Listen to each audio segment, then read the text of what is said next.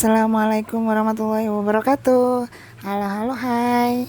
Jumpa lagi dengan Budian.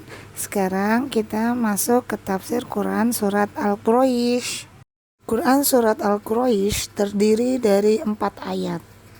Kita akan membahasnya kali ini di ayat ke-1 dan ayat kedua. Di dalam Quran surat Al-Quraisy menceritakan tentang kekhususan atau keutamaan bangsa Quraisy.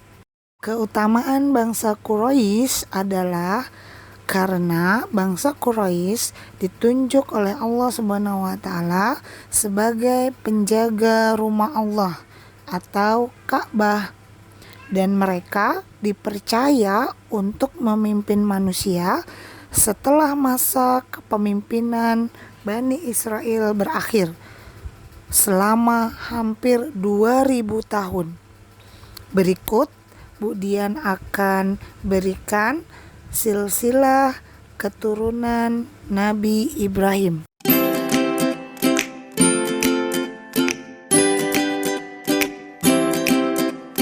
Nah, kenapa ya kok bangsa Quraisy yang berhak ditunjuk sebagai pemimpin bahkan sampai diabadikan di dalam Al-Quran?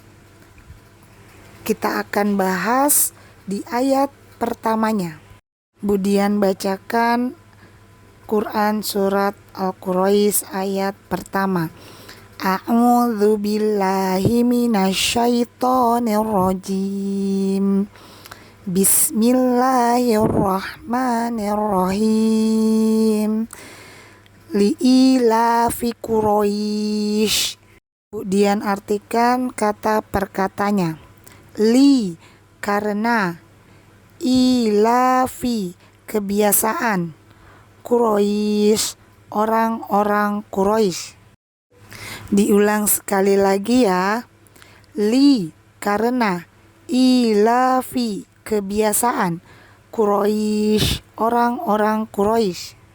Nah, ternyata Allah memilih bangsa Quraisy sebagai pemimpin dunia karena memang dilihat dari kebiasaan orang-orang Quraisy adalah memiliki karakter kepemimpinan.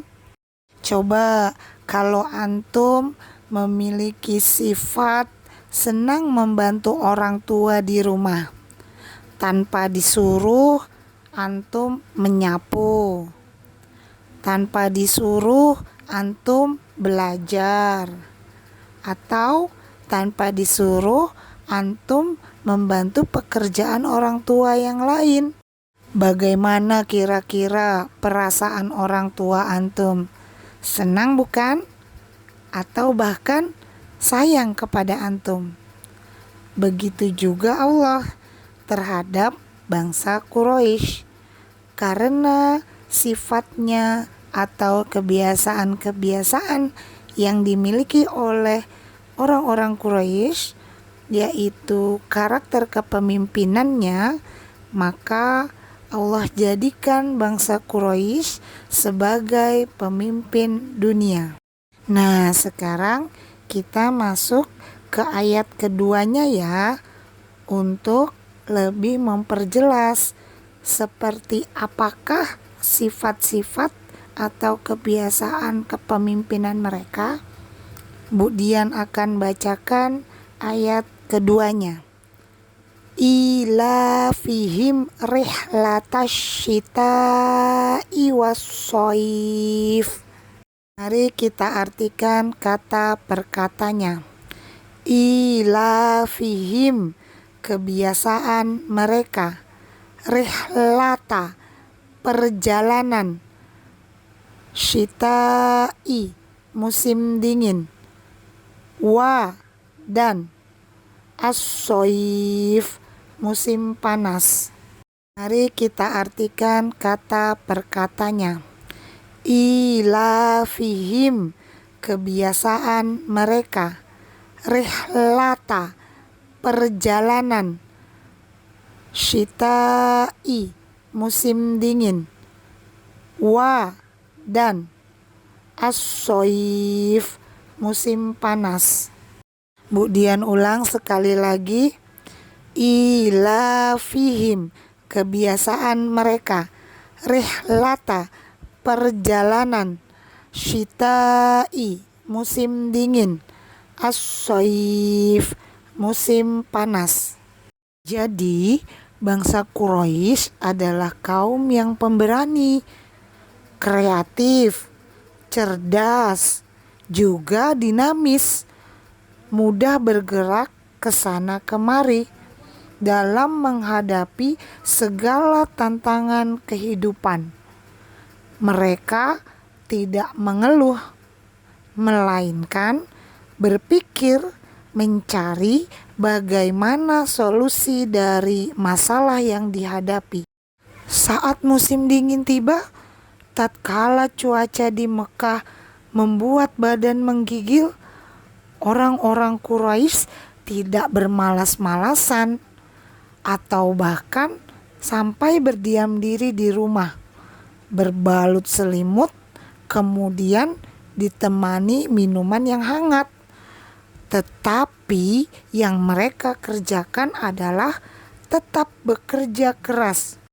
Mereka akan mencari cara bagaimana supaya tidak kedinginan, yaitu mereka berpindah atau bermigrasi jauh sampai ke Yaman, sampai ke tempat yang lebih hangat, serta memanfaatkan kesempatan, yaitu menjajakan dagangannya.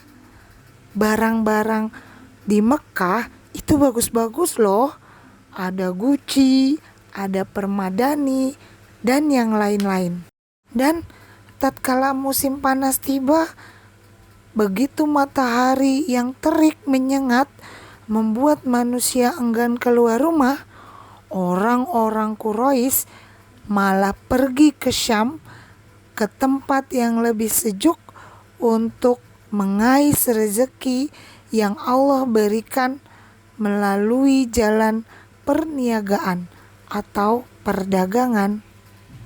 Dengan kebiasaan inilah, yaitu melalui rihlah, mengadakan perjalanan dari tempat satu ke tempat yang lain, bangsa Quraisy berkenalan dengan budaya bangsa-bangsa yang lain.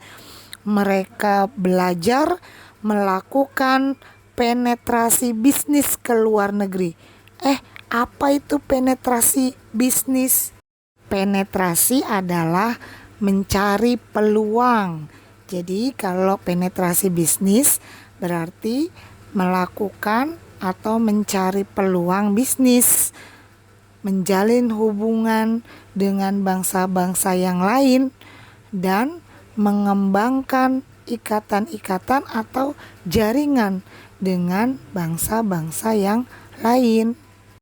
Seperti kita lihat, untuk saat ini bangsa-bangsa yang kuat atau negara-negara yang kuat seperti Amerika Serikat, Cina, dan negara-negara Eropa, merekalah yang menguasai perdagangan dunia.